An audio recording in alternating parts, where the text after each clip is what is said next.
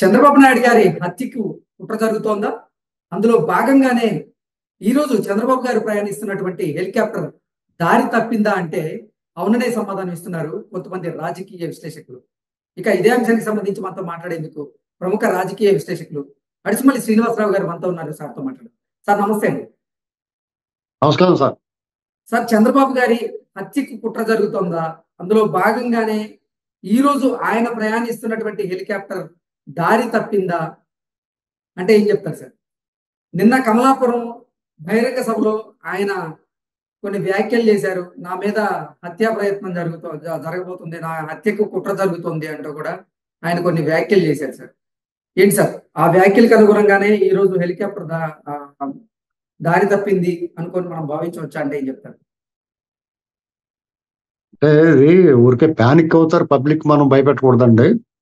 Sir కానీ Telugu Desam party వాళ్ళ అధినేతను కాపాడుకోవాల్సిన బాధ్యత పార్టీ మీద ఉంది, శ్రేణుల మీద ఉంది. అలాగే ఆయన సెక్యూరిటీగా ఉన్న వాళ్ళ మీద డెఫినెట్ గా సెక్యూరిటీ వాళ్ళ పని వాళ్ళు బాగా చేస్తారు. కానీ చంద్రబాబు నాయుడు గారు కూడా చాలా అప్రమత్తంగా ఉన్నారు. ఎందుకంటే వాళ్ళు పరితేగించిన వాళ్ళు అంటే. ఎందుకంటే గతంలో చంద్రబాబు నాయుడు గారి మీద క్లెమర్ మోయిన్స్ దాడి జరిగింది. ఆ దాడికి మూల సూత్రం అనుకున్న వాడిని, ఆ గంగిరెడ్డి అన్నవాడిని జైల్లో నుంచి వదిలేయారు. వీళ్ళు మొన్న వాళ్ళు కూడా తిరుగుతున్నాడు. పైగా అతను నిర్దోష అన్నట్టుగా వదిలేయారు మొన్న తిరుపతి కోర్టులో. వాళ్ళందరూ నిర్దోషాన్ని వదిలేశారు. ఎవరినైనా సరే ఎక్కడన్నా పెట్టేసేసి మేనేజ్ చేసేసి రకాలు ఇవన్నీ. ఎంతసేపు అండర్ గ్రౌండ్ బ్యాచ్, ఆ నెత్తుతో చేతులు కడుక్కునే బ్యాచ్ వాళ్ళు కూడా ఉంటుంది. వాళ్ళ బాబాయ్ మటర్ చూసారా? వాళ్ళు ఎంత వాళ్ళ మొఖాలు చూస్తే ఎంత మంచివాళ్ళ అమాయకుల్లా ఉన్నారు. వాళ్ళు బేకరీలో బ్రెడ్ తయారు చేసి బ్రెడ్ ముక్కల కింద కోచి జామ్ అంటించినట్టు అంటించేస్తున్నారు మనుషులు, కోచి చంపేసి కొట్టి చంపేసి. అలాంటి మనుషులు ఉండాలి కూడా. కాబట్టి ప్రజా జీవితంలో ప్రజలను మెప్పించి ఒప్పించి గెలిచే సామర్థ్యం సత్తా లేదు. ఎందుకంటే వాళ్ళు బుద్ధిహీనం, బుద్ధి వక్రం. వాళ్ళు ఎప్పుడు కరెక్ట్గా లేరు మనుషులు. వాళ్ళు పెత్తనం కావాలి, అధికారం కావాలి. అధికారం కోసం ఎలాంటి అడ్డదారులైనా తొక్కుతారు, అది ప్రూవెన్. కాబట్టి వీళ్ళే జాగ్రత్తగా ఉండాలి. వాళ్ళని అదిలించి కూడా బెదిరించి కూడా ఎవడో లేడు. పైన ఉన్నవాళ్ళు కూడా వాళ్ళతో కుమ్మక్క అయిపోయి పైనుంచి చూస్తూ ఉంటారు. వీళ్ళు అలాంటిగానే చేసేయడానికి ఒక ఏడు పెడతారు, వచ్చి జాతకు నెత్తిమి చేయటి దువ్వేసి ఓదార్చిపోతారు. వాళ్ళు రాజశేఖర రెడ్డి చనిపోయినప్పుడు చూసాం కదా, అదే పని చేస్తారు. కాబట్టి పార్టీ శ్రేణులు కానీ ఎవరైనా ఏం చేస్తారో కాసేపు పెడతారు, గట్టిగా అరుతారు, 4 బస్సులు తగలెడతారు, 4 రాళ్ళు గిరేస్తారు. తర్వాత మళ్ళీ ఆవిడ మాట్లాడు. ఎంతమంది చూడలేదు? ఇందిరాగాంధీ గారు, రాహుల్ గాంధీ, ఈయన రాజీవ్ గాంధీ గారు, ఎన్టీ రామారావు గారు, సహజ మరణమైన ఎన్టీ రామారావు గారు, పటేల్ రవి, రాజశేఖర రెడ్డి గారు, ఇలాంటి వాళ్ళు అందరూ చనిపోయింది. పటేల్ రవీంద్ర గారు చనిపోయినప్పుడు కూడా పెద్ద అల్లర్లు జరిగినాయి, గొడవ జరిగింది. ఆయన డైరెక్ట్ చంపేశారని తెలిసి, ఎవరు చంపేశారో తెలిసి కూడా ఏం పీకం, ఎవరో ఏం చేయలేకపోయారు. కాబట్టి చాలా జాగ్రత్తగా ఉంటాం. అవతలోడు మామూలు రాజకీయ నాయకుడు కాదు. చాలా మంది చంద్రబాబు గారిని టచ్ చేస్తే మేము సంగతి చూస్తాం అంటారు. మన జైలు పెడితే ఏం చేశారు? చేయడానికి ఏమి ఉండదండి. రకరకాల కారణాలు, రాజకీయాలు. మనం అలా చేయకూడదు ఇవన్నీ. ఆ రకంగా కూడా బెనిఫిట్ పొందుతారు. ఇప్పుడు చంద్రబాబు నాయుడు గారు జైల్లో పెట్టినప్పుడు పార్టీ శ్రేణులు అల్లర్లు చేశారనుకో, ఆ వంకెట్ లోపల పెడతారు వాళ్ళందరూ.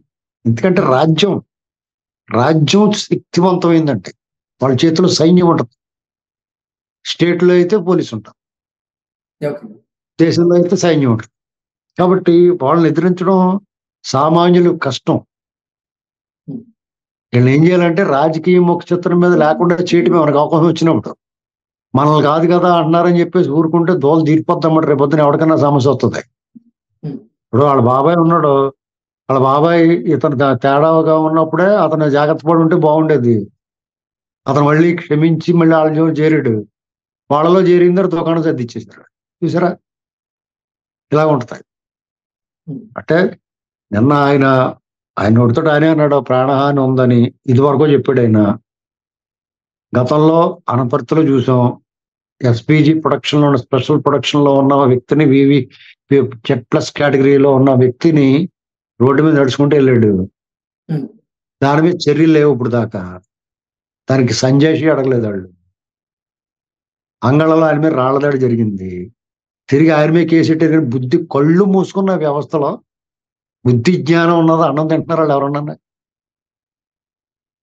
10+ కేటగిరీ వ్యక్తి మీద రాళ్ల దాడి జరిగితే తిరిగి ఆయన మీద మర్డర్ కేసు పెట్టారంటే అవతల పోడరు ఎదవలరా అని చెప్పి తోసేయకుండా ఆయన మీద కేసు నమోదు చేశారు. దీన్ని ఏ రకంగా చూడు, వ్యవస్థల గురించి కానీ, దేశాన్ని పరిపాలిస్తున్న, రాష్ట్రాన్ని పరిపాలిస్తున్న పాలకుల గురించి కానీ మనం ఏమనుకోవాలి?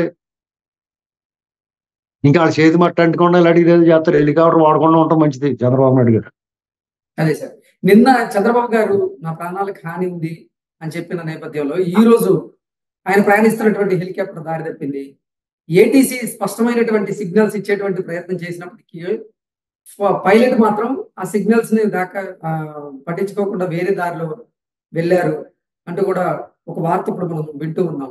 ఏంటి సార్, నిజంగానే ఆయన ప్రాణాలకు ముప్పు ఉందా?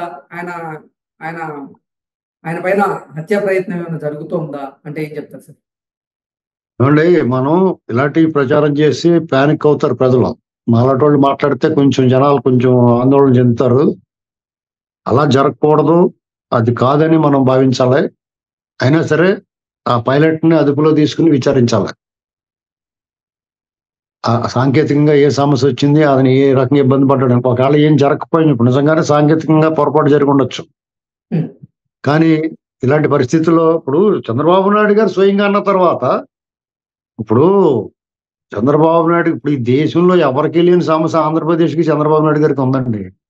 ఇదేం దరిద్రమో కానీ మా బతుకు మమ్మల్ని బతకనే ఉంటారా బాబు అంటే నా కొడుకులు ఎవరో కూడా ఆయన బతుకు ఆయన్ని, ఆ రాష్ట్రాన్ని వదిలేయట్లేదు. ఎవడన్నా జుట్టులో తగులుకుంటున్నారు. రాజకీయాలు మరి అంత దరిద్రంగా తయారైపోతాయని అనుకోలేదు.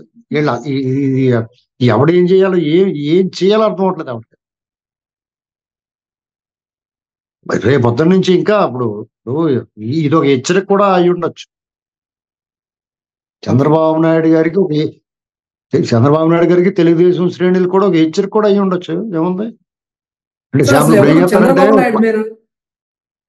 ఇప్పుడు మాఫియా ముఠాలు ఏం చేస్తాయంటే ఒక వార్నింగ్ ఇస్తాయి. ఆ వార్నింగ్ పట్టించుకోలేదనుకో వాళ్ళు ఏం చేస్తారంటే రాంగ్ షూట్ చేస్తారు. అంటే పక్కకు కాలుస్తారు. డైరెక్ట్ గా మనిషిని హిట్ చేయకుండా కారు డోర్లకి, ఆ పక్కన చెట్లకి వాటికి తగిలిలా కాలుస్తారు. తర్వాత వాళ్ళు ఏం చెప్తారంటే మా గురి తప్పింది అనుకున్నావా, కావాలనే మేము పక్కకు కాల్చాం, నీకు హెచ్చరిక మేము కాల్చగలం, నేను కాల్చి చంపేయగలం అని చెప్పడం కోసం అని చెప్పి ఒక హెచ్చరిక పంపిస్తారు.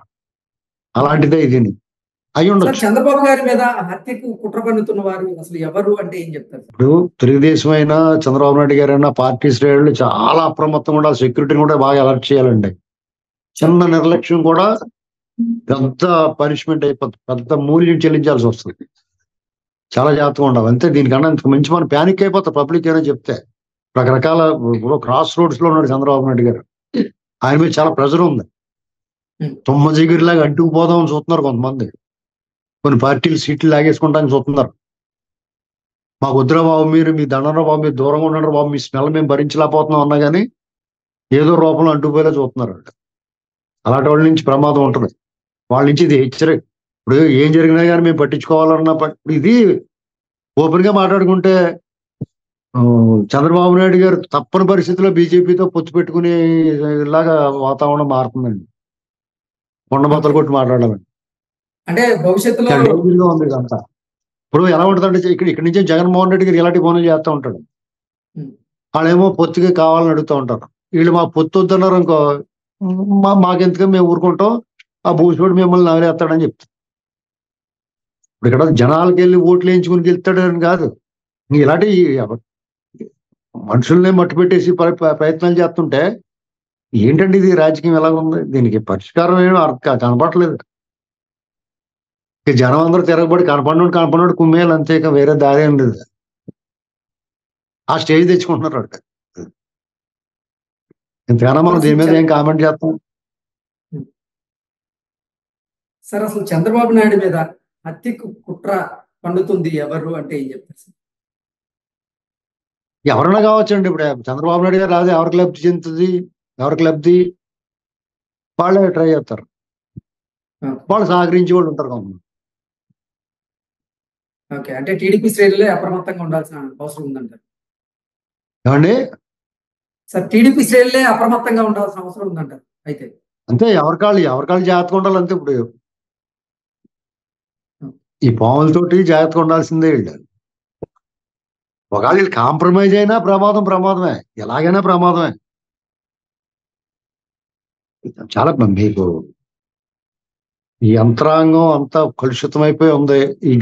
ఈ 2-3 నెలల గండం గట్టెక్కి అతన్ని అధికార పీఠం నుంచి దింపితే సగం భయం వదులుతుంది, మిగతా సగం పైన ఉన్నవాడు ఉంటాడు మన నెత్తి మీద. అది డేంజరే. ఓకే. అది వదిలేలా కనపడతలేదు. నార్త్ అంతా ఊగిపోతున్నారు రాముడి పేరు చెప్పుకుని. ఓకే. అంటే మళ్ళీ కేంద్రంలో బీజేపీ అధికారంలోకి వచ్చే అవకాశం ఉందంటారు సార్? అలాగే కనపడుతుంది. మరి వాతావరణం ఏం చేస్తారు, వాళ్ళు ఎర్రెక్కిపోయినట్టు ఉన్నారు వాళ్ళు. ఇప్పుడు మనకంటే భద్రాచలం ఉంది కాబట్టి మనకు అంత ఎర్రి రాదు. ఇప్పుడు భద్రాచలం ఉంది, లేకపోతే ఒంటిమిట్ట ఉంది కాబట్టి మనకి రాముడి మీద మన ప్రేమ అంతా ఇక్కడే ఒలగపోసేస్తాం. అలాగే తమిళనాడు అనుకోండి, బోళూరు గుళ్ళు గట్ట ఉన్నాయి వాళ్ళకి. వాళ్ళ ప్రేమ భక్తి అంతా అక్కడ ఒలగపోసేసుకుంటారు, ఇంకేం ఉండదు, బయటకు పంపిస్తాను. అలాగే కేరళలో కూడా అయ్యప్ప ఇలాంటి, మనకేమో తిరుపతి వెంకటేశ్వర స్వామి, మన దగ్గర ఉన్న భక్తి అంతా వీళ్ళకి ఇచ్చేస్తాకే సరిపోతుంది మనకి.